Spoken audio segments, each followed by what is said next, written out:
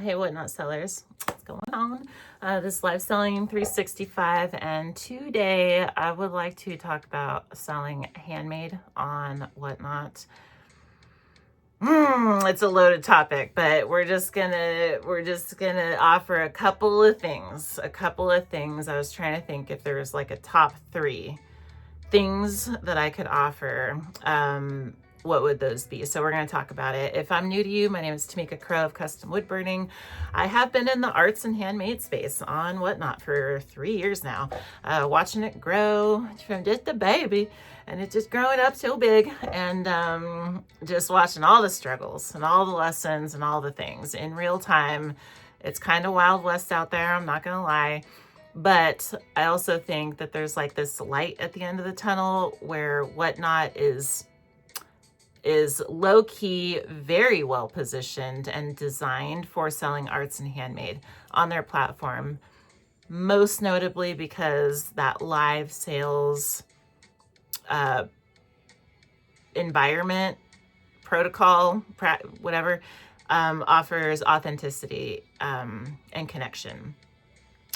Huge compared to static listing platforms. Like, you can watch your items be made, you can watch the artist sign them live, you can customize them in the live stream, personalize and talk through, like, can you move this here and do design work together and this kind of stuff. That is extremely unique and valuable. Okay, that said, it's a struggle. It is a struggle out there. So for those struggling or yet to push the go live button because you just hear, I don't want to say horror stories, but like, you hear stories, we hear them, we all have Reddit, right? Okay, so we're just going to offer 3 things today. For more, I really hope, if anyone's new especially, please come connect in Tuesday chats on Whatnot. We are going to be multicasting them here soon too, but please connect. Please do. Together, we do better. Good. Okay. 3 things. Number 1, and these are fairly basic, but they're the most important, I think. Number 1 is to sell in when we're doing like auction shows, selling shows, they really got to be in like a sales category, not the arts and handmade category, unless it's actual art, like wall art. Buyers do think to look for wall art, like art in the arts and handmade category.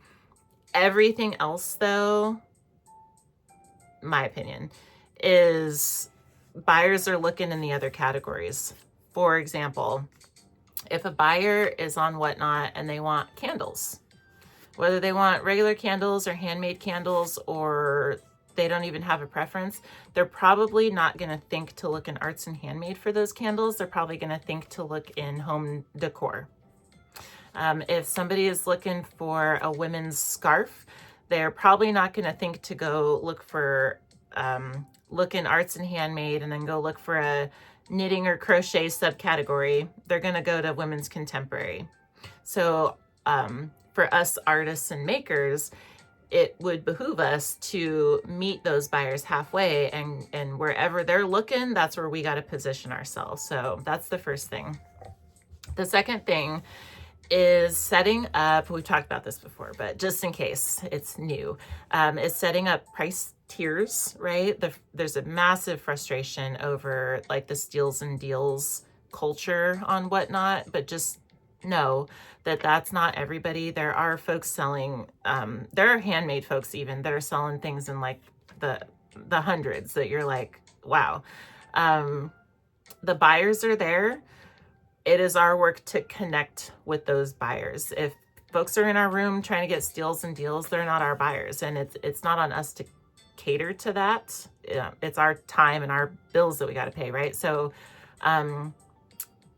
because there's like a learning curve with handmade, trust is a thing that we have to build up differently than, like, we can't lean on brands like Loungefly and Nike and stuff for trust. We have to build trust. So I recommend 3 price tiers. 1 lower tier with the appropriate products to match, but like a lower price tier for like our customer acquisition. This is like our entry level start to build trust, try to get return buyers based off these things. that they should express value. Hopefully they're not taking a loss, but they'd be considered a customer acquisition tier. A bread and butter tier above that, which is like you're profitable, your prices are reasonable, but you're not like rich by any means. And then your top tier, which is like, these are the price points that if you sold these items full time, like 40 hours a week, if that's all you sold, what would they need to be priced at to like pay all your bills, right? Having those three tiers can gain buyers, attract buyers, sustain our business in the bread and butter in the middle tier, and then attract our ideal buyers in the top tier.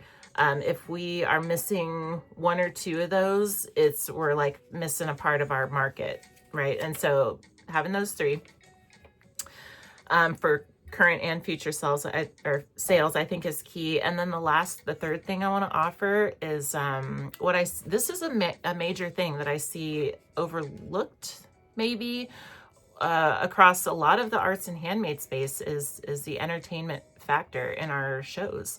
I think that we're accustomed, possibly it's because we're accustomed to the Etsy's, that was like the standard for online arts and handmade sales. And we create these amazing, like beautiful listings with these beautiful photos, and they have these great descriptions, and the buyers can just get all the information, and then those listings are what sell the item, right? And then so we think, well, we'll come up, transfer those listings over to Whatnot and then go live, and then they basically sell themselves, right? Wrong. Wrong.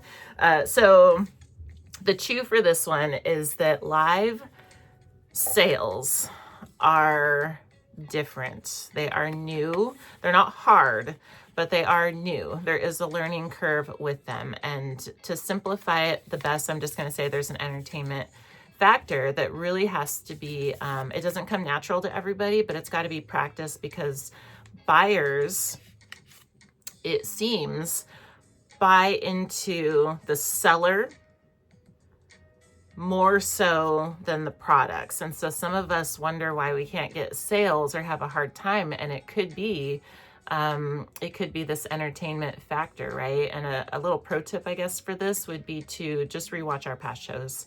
I know there's grumbles about that sometimes, but that's the quickest and easiest way to assess this entertainment factor. Do we enjoy being in our own shows, or do we not, right? And so if not, then we know what we have to work on, because if folks aren't entertained enough to stay in our room, then they're likely not going to stay long enough to start swiping on our products. And so sales categories,